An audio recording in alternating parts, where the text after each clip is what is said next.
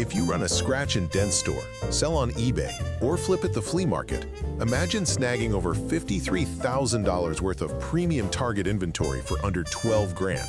We're talking over 1,300 items. That literally breaks down to about $9 a unit. First, we absolutely have to talk about the seasonal play.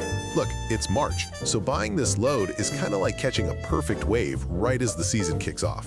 You're getting a massive volume of outdoor gear, perfectly timed for warmer weather. We're talking Schwinn bikes, Razor scooters, Speedo gear, Little Tykes trampolines, and cornhole games, plus just a tiny bit of winter clearance to blow out. Second, you need brand power to drive massive margins.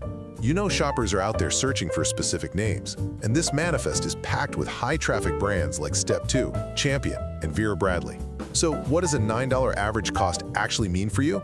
Well, when you pay $9 for high-ticket stuff like a $500 ride-on toy or a recumbent bike, your flexibility to offer crazy discounts while keeping huge profit margins is an absolute game changer. Finally, premium condition means way less trash. Look, the biggest fear with liquidation is getting a pallet of broken junk, right? But this is Target General Merch.